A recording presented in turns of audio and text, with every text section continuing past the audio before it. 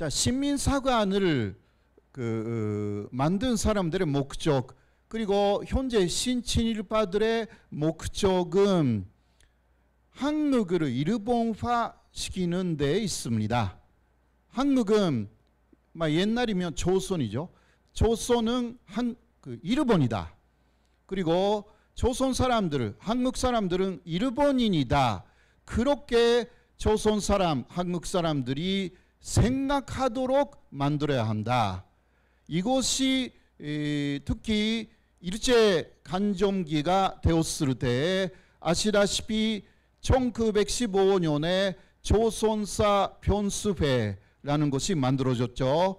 일제가 그렇게 하여서 일본의 학자들을, 조선의 학자들을 모아서 조선 역사를 일본 역사의 하나로 만들어 나갔습니다.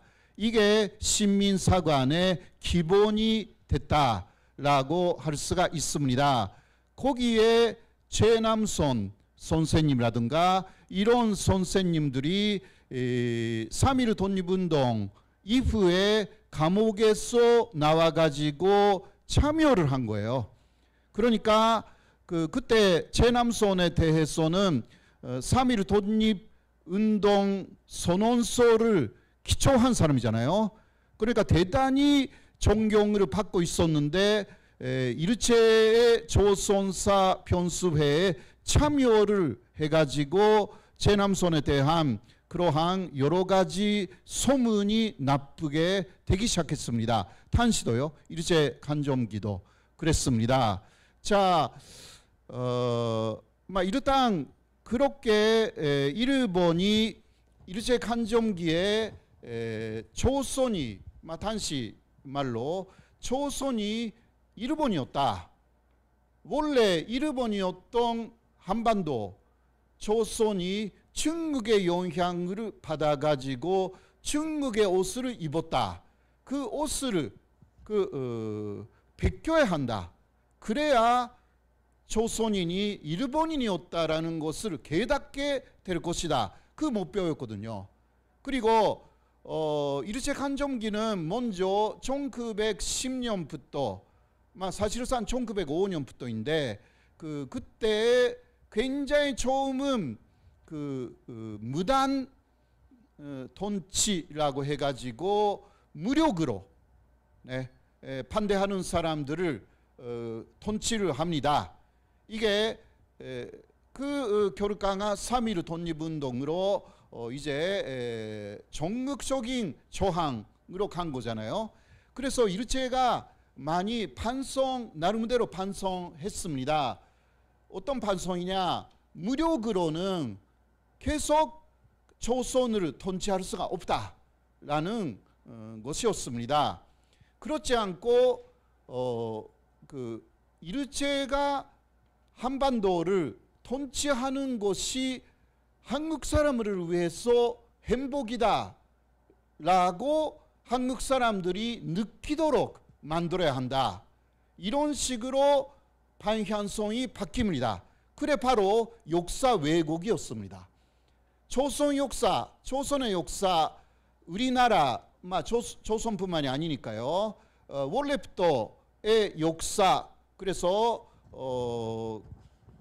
단군 조선부터 시작되는 고조선부터 시작되는 그 한국의 우리나라의 역사 자체가 사실상 일본의 역사의 일부다라는 식으로 조선 사람들이 한국 사람들이 깨닫게 된다면 일본하고 하나가 되었다라는 것을 오히려 기뻐하게 느낄 것이다.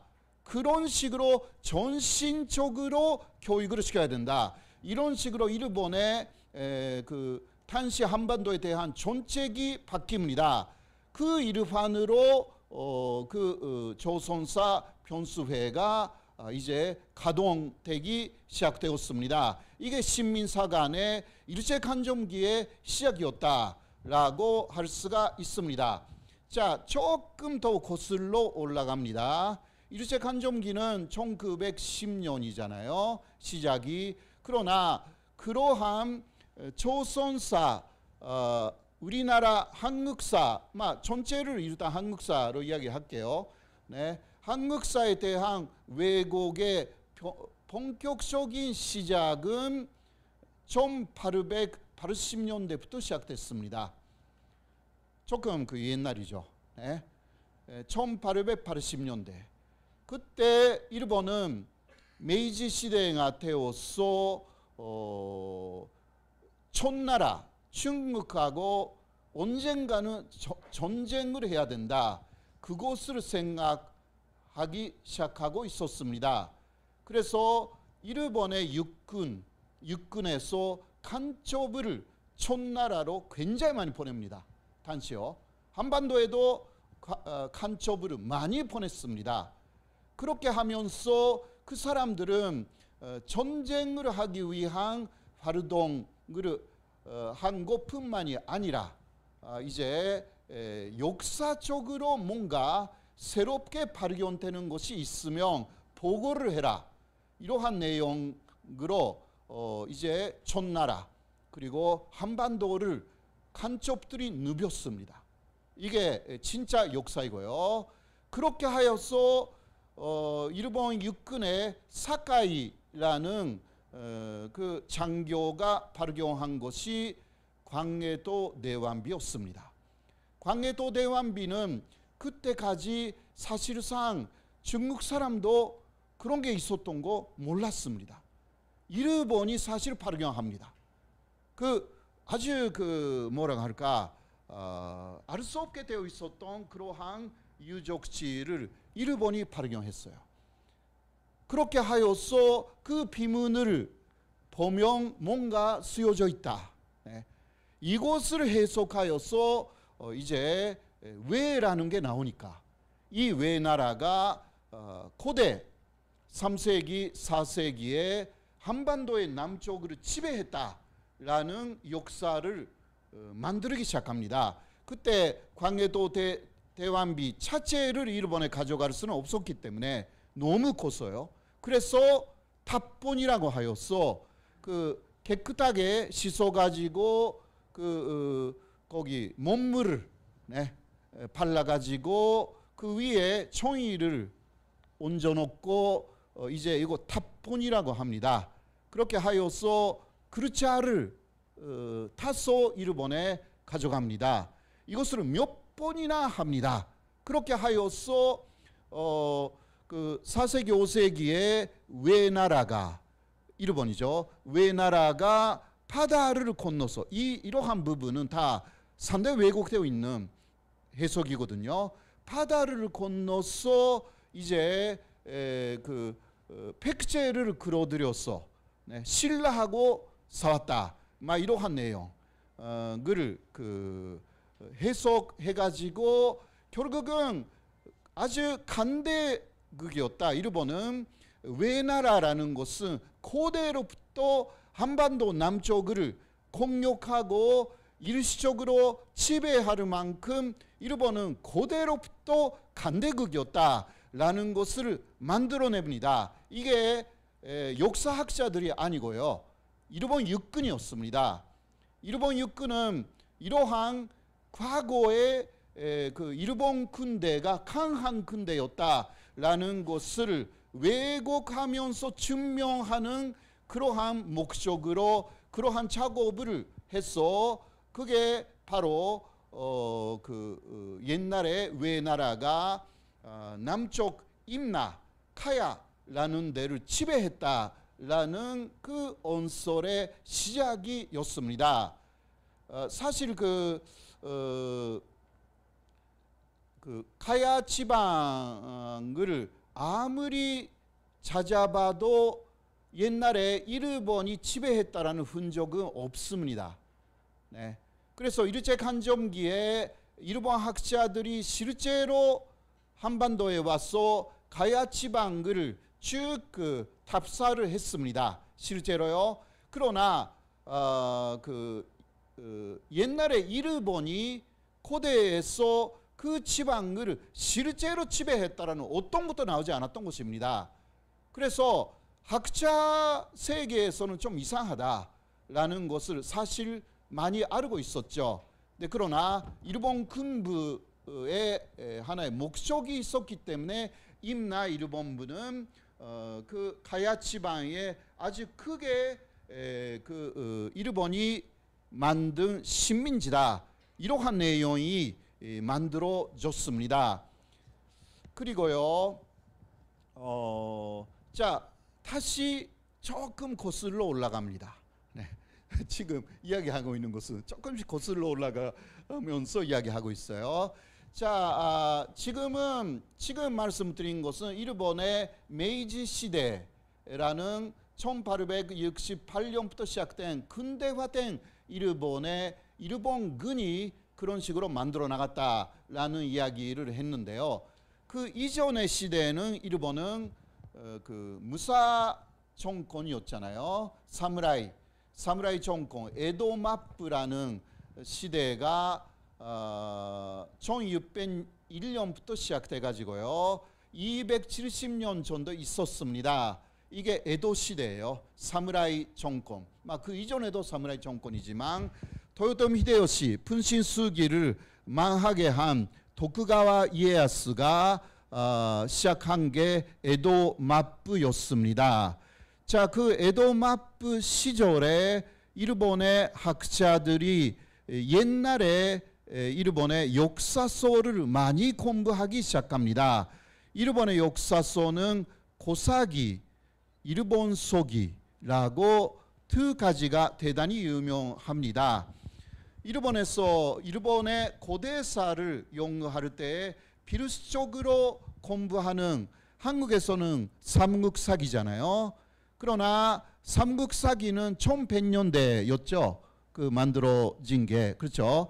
그러나 고사기 일본서기는 700년대에 집필이 됩니다.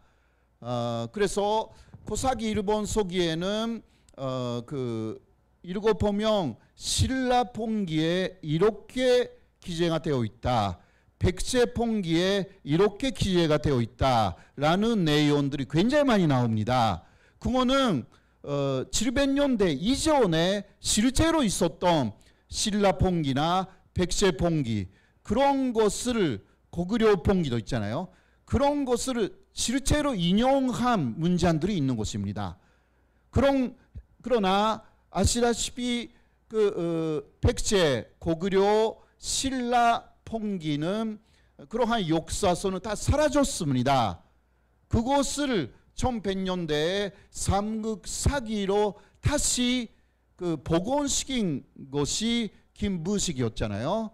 네, 그러나 일본의 고사기 일본서기는 700년대에 특권 나왔기 때문에 사실상 훨씬 이전의 것을 인용하면서 만들었습니다. 그러나 물론 고사기 일본서기도 엄청나게 왜곡되어 있어요. 네. 자, 그 고사기 일본서기의 대표적인 이야기 중 하나가 일본의 징의 황후라는 황후의 사만 도벌 이야기입니다. 들으신 적 있어요? 네네네. 징의 황후, 신공 황후라는 여자가 3세기에 한반도를 도벌했다라는 이야기가 쓰여져 있는 것입니다. 그러나 결론적으로 말씀드리면 이것은 일화에 불과합니다. 그냥 이야기에 불과합니다. 어떤 증거도 없습니다. 네. 단지 신라에 계속 신라를 많이 침공했어요. 옛날에 일본이, 고대 일본이 와서 신라를 27번이나 공격합니다. 그러나 다 실패로 돌아갑니다. 사실상. 그래서 신라를 사실상 굴복시키고 싶었던 그 욕망이 사만 도벌이라는 이야기로 나타났다고 할 수가 있는 부분인데요. 그래서 신공황후라는 사람이 많은 폐하고 함께 한반도로 갑니다. 그렇게 해서 신라 앞에서 그 배에 타고 있는 병사들이 부그를 칩니다. 네, 부그를. 북의 목소리가 너무 커서 바다에 파도가 일어납니다. 그 파도가 이게 일본 속에 있는 내용이에요. 파도가 신라를 덮쳤어요. 완전 만화죠, 만화. 일본 애니메이션이에요. 신라를 덮쳐버려 가지고 신라의 왕이 너무 놀랬어. 동쪽에서 고르강 일왕이라는 사람이 왔다. 그래서 오래오래 조공을 약속한다. 이런 식으로. 거기에 고구려하고 백제도 달아갔다. 이렇게 하여서 삼국이 5년에 한 번씩 일본에 조공하게 되었다. 이게 3세기의 신공황후의 이야기거든요. 그런 것을 에도 시대에 일본 학자들이 쭉 연구하면서 이거 다 믿어버렸어요. 당시는 비교 역사학이라는 게 없으니까 이게 일본 속이 고사기에 나오는 것을 그냥 무조건 받아들여요. 일본의 당시의 역사학자들이. 자, 그 역사학자들이 쭉 국학이라는 것을 만들었습니다. 한국에서도 국학이라고 말하죠. 나라의 역사학이죠. 국학. 일본에서도 국학이라고 말했거든요. 자, 이 국학은 일왕 중심의 일본을 만들어야 한다라는 그러한 이야기를 만들어냅니다. 그래서 에도 시대의 말기에는 일왕 중심의 일본을 건설해야 된다라는 메이지 유신으로 연결됩니다. 이렇게 하여서 에도 마부가 망하고 일왕 중심의 메이지 정부가 들어섭니다. 그때는 그러한 역사관을 갖는 사람들이 메이지 정부의 중심으로 들어갑니다. 그래서 강화도 사건을 일으킨 기도 타카요시라는 사람이 있어요. 강화도 사건을 계획하고 실제로 일으킨 사람이에요. 기도 타카요시. 그 사람은 이렇게 말합니다. 5년에 한 번씩 조선은 일본에게 조공해야 되는데 20년쯤 전에 조선통신사가 마지막에 조공을 했다. 그런데 20년 정도 조공을 안 하고 있다. 죄가 조선에 있기 때문에 조선을 도벌을 해야 된다. 이러한 논리로 강화도 사건을 일으킵니다. 무슨 말인지 아시겠습니까? 그러한 역사관을 이상한 역사관을 메이지 유신을 주도한 사람들이 갖고 있었어요. 그게 바로 고사기 일본 소기에서 만들어진 일본의 국학을 공부한 사람들이었습니다. 그래서 그때까지 일본도 손리학을 받아들였거든요. 에도 마부는 손리학을 중심으로 만들어진 그러한 정권이었습니다. 에도 마부는. 그래서 손리학을 중심으로 에도 마부하고 조선 왕조는 사이가 아주 좋았습니다. 그렇죠. 270년간 싸우지 않았습니다. 그리고 도쿠가와 이에야스가 도요토미 히데요시 분신쓰기를 망하게 해가지고 조선에 대해서 침략하여서 정말 문제가 있었다. 일본이. 그래서 조선통신사에게는 모든 재정적인 도움을 다 들여서 일본에서 환영해야 된다. 그것을 쭉 지켰어요. 그러니까 조선통신사가 일본에 쭉 갔는데 에도 마부는 조선통신사를 어마어마하게 환영합니다. 그러나 그것을 지방에서 보고 있었던 기도 타카요시 같은 이게 현재 야마구치현이거든요. 야마구치현. 그러니까 관부 연락선이 가는 시모노세키 시대가 있는 데가 야마구치 현이잖아요. 거기에서 나온 사람들이 메이지 유신을 일으킵니다. 이토 히로부미도 거기 출신이고요.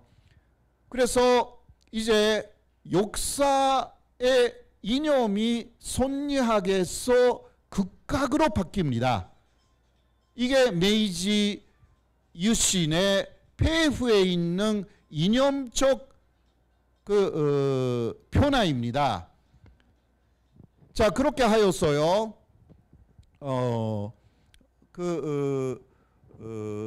신공환후의 이야기가 또 나왔고요. 자, 이게 에도 시대의 이야기입니다. 네. 자, 엄청나게 거슬러 올라갑니다. 네. 사실 일본의 완조는 600년 이후는 백제의 영향을 많이 받았습니다. 그 이전에는 카야의 영향을 받았습니다.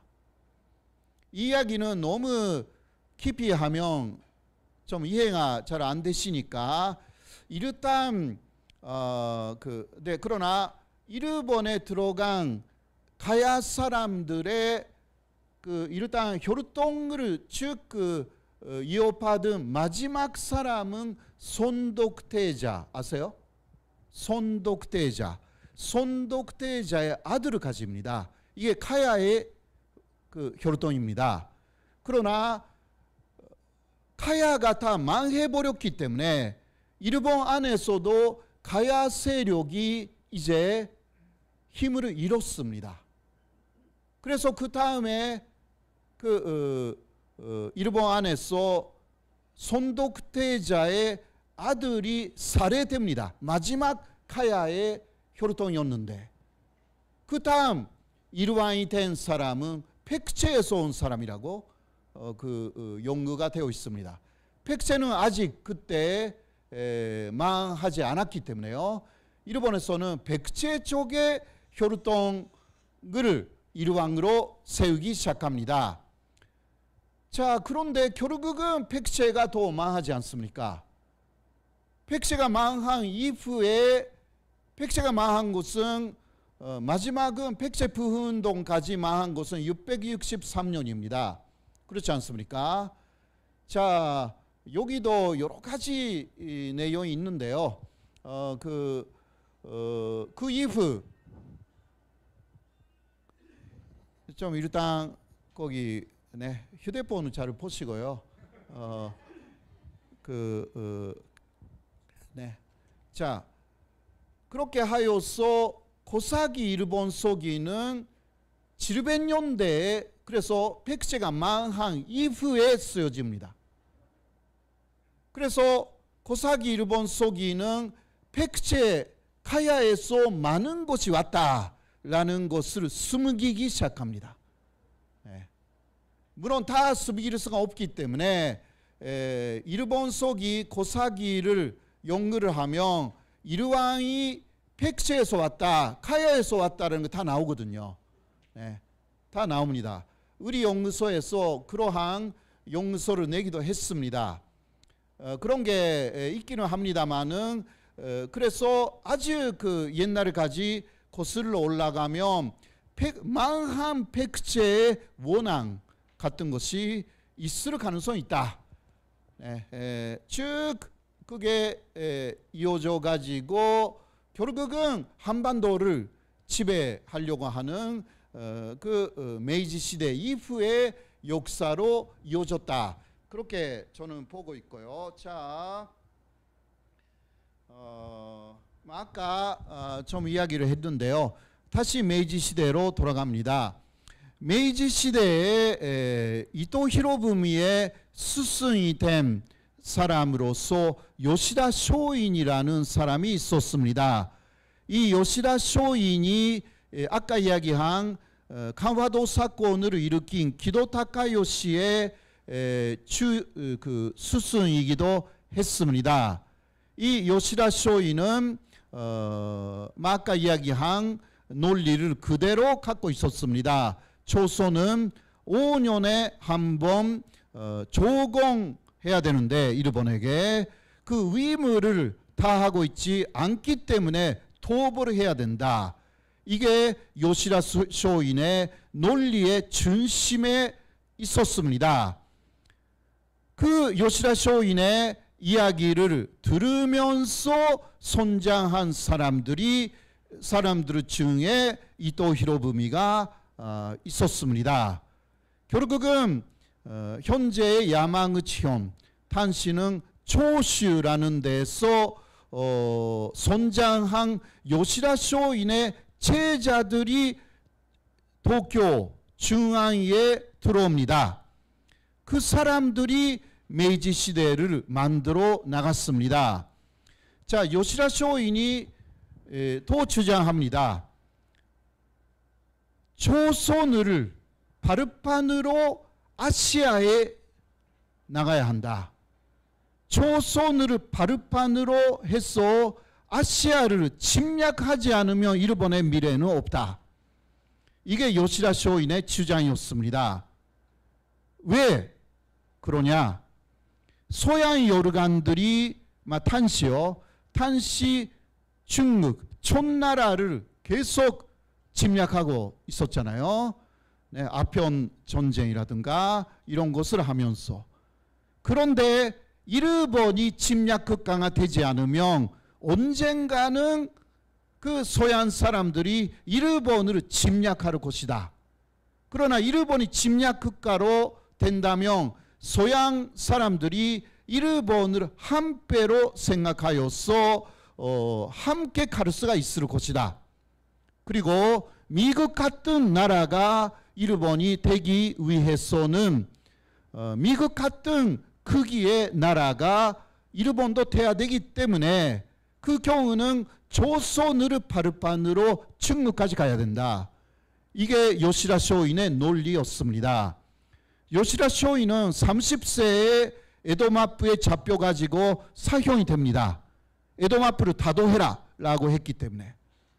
그래서 그 이후에 요시다 쇼인의 그 유지를 받던 이토 히로부미 같은 사람이 아시아 침략으로 나가게 됩니다.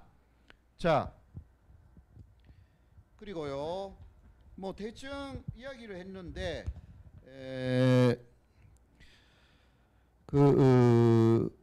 일제간점기에 들어가기 이전에 이르지네라는 조직이 있었다는 거 혹시 아십니까? 이르지네. 네. 이르지네의 논리는요, 이런 거예요. 한일 합방이었거든요. 네. 한일이 합방이 되어서 새로운 나라를 만든다. 이거거든요. 한일 합방의 첫 번째 개념은 한국이 일본의 아래로 들어가는 게 아닙니다. 그 이르지네 사람들이 일본에서의 사주에 의해서 믿었던 논리는 일본하고 한국이 1대1로 대등한 관계로 새로운 나라를 만든다였습니다. 이게 한일 합방이었어요. 그렇게 하면 그 조선도 아주 강한 나라가 될 것이다. 일본하고 군사동맹까지 맺어가지고 한일 군사동맹을 먼저 이야기한 사람이 그 이용구라는 이르지네의 회장입니다. 네. 그때 이르지네 사람들이 일본이 도와줘서 함께 가서 그 새로운 나라를 만든다 이거였거든요. 한일 합방, 네, 병합이 아닙니다. 그것을 일본이 병합이라고 하여서 조선을 일본의 대한제국을 일본의 아래로 집어넣었습니다. 그래서 합방이 아니다, 병합이다. 이게 한국에서는 조금 혼돈스러운데요. 아닙니다. 개념이 전혀 달라요. 그때 이르지네가 믿었고 이르체가 사주한 내용은 일본 한국하고 일본이 1대1로 새로운 나라, 그 새로운 나라의 이름이 있었거든요. 대동이었어요. 큰 동쪽의 나라 대동. 이라는 나라를 만든다. 그것을 이르지네 사람들이 믿었어요. 네.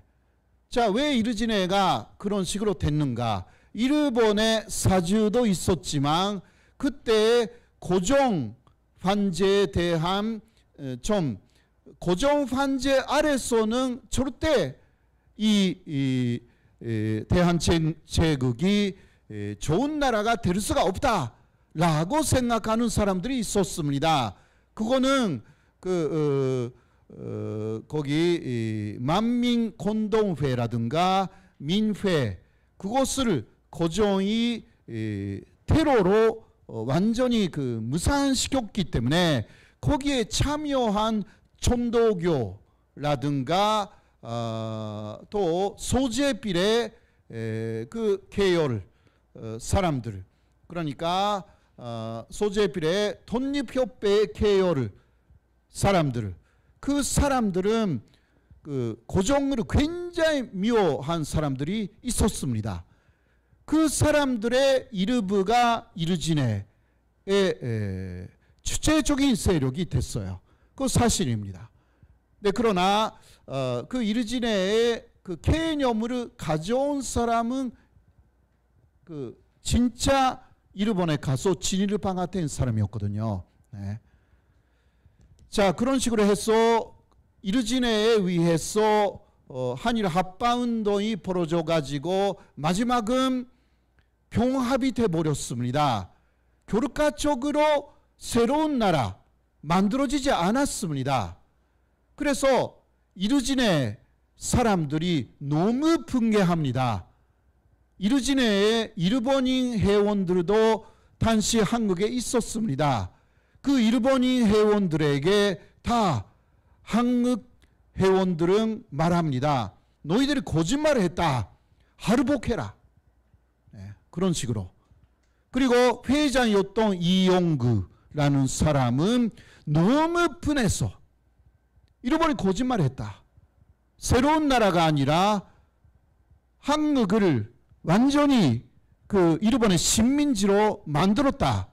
그래서 화가 나서 너무 분해서 분사합니다. 죽어버렸어요. 이용구가. 그렇게 해서 일제 간점기가 시작되고 아까 이야기한 첫 번째 이야기로 돌아가는 것입니다. 일본은 처음은 강압적으로 조선을 잡으려고 했지만 이제 안 되니까 네,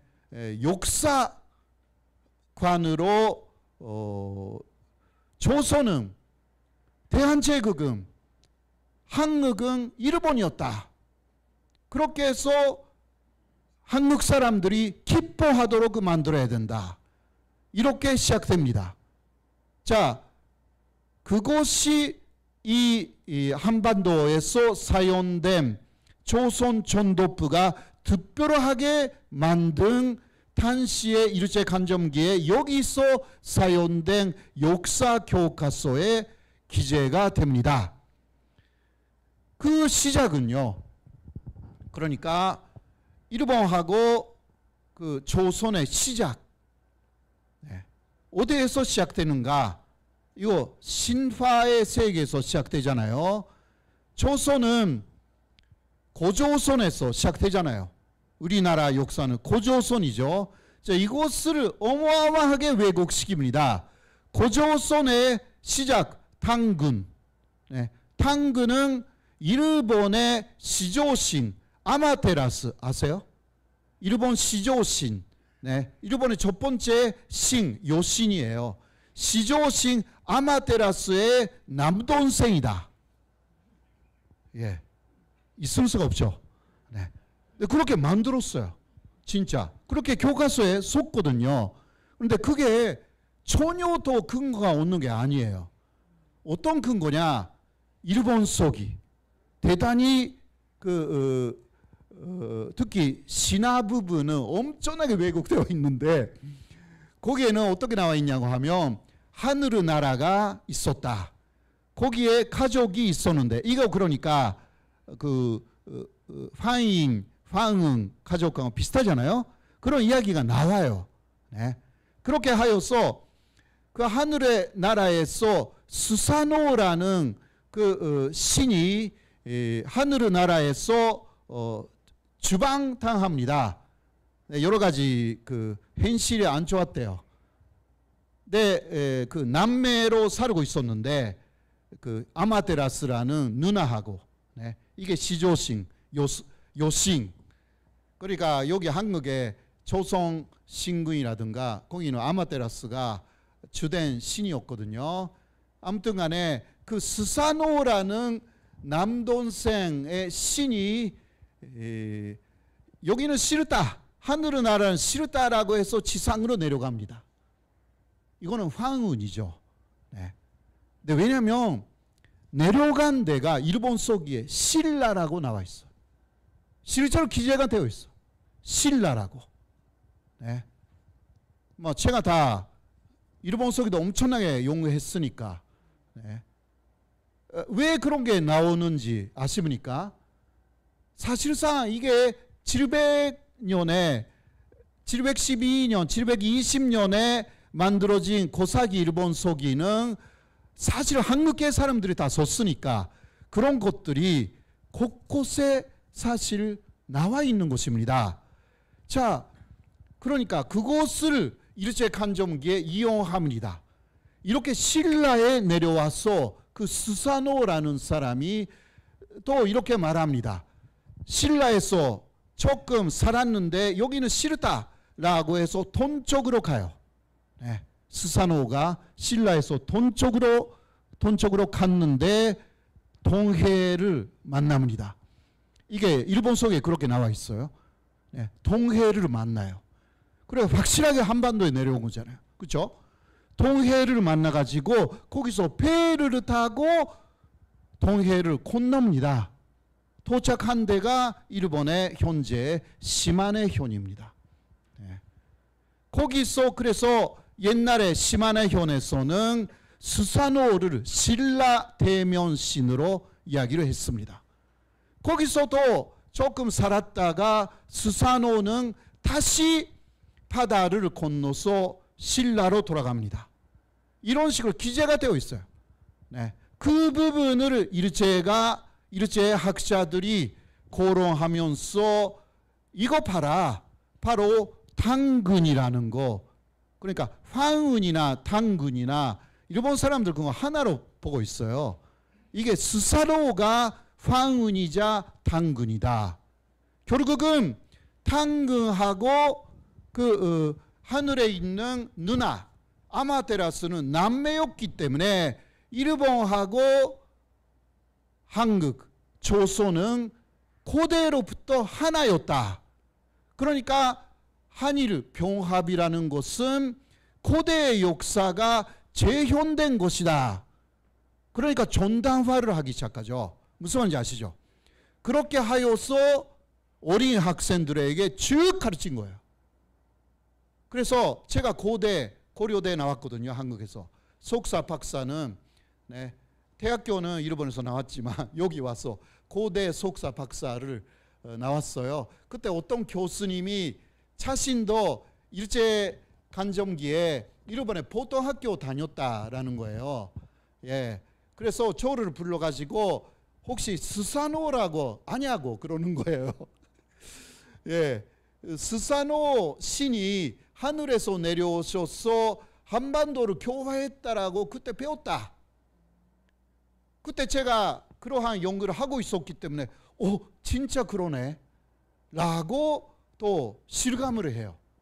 자, 이러한 것으로 시작돼 가지고 조선의 역사를 그 신화의 시대부터 완전히 삼켜버리는 이것을 일제가 그때 한 것입니다. 그러한 내용을 제가 특히 연구를 한 거죠. 박사 논문에 그런 부분을 썼습니다. 박사 논문에. 네. 그래서 자, 이것은 전치적이다라고 제가 이야기했죠. 이러한 부분은 전치적이다. 왜? 일본은 한반도가 필요합니다. 한반도가 없으면 일본은 대단히 약한 나라가 됩니다. 지금 미국하고 함께 있기 때문에 미일 동맹으로 일본은 강하게 보이지만 미국이 그 힘이 사라질 경우는요, 사실상 일본은 한반도를 다시 필요로 하게 됩니다. 왜냐하면 한반도가 있어야만이 한반도를 완충지대로 하여서 일본이 중국이나 러시아가 일본에 나오는 것을 막을 수가 있다. 네, 이 개념이거든요. 그러니까 한반도는 절대적으로 필요하다. 네, 그러한 정치적 목적이 있어서 한국 사람들이 그러니까 우리는 일본인이다. 혹은 고대로부터 한국하고 일본은 하나였다. 이러한 생각을 갖고 일본하고 함께 가는 그러한 나라가 되어야 된다. 그거는 메이지 시대로부터 현재까지 쭉 이어온 일본의 전체적인 목적 하에서 이루어지는 역사 왜곡입니다. 네.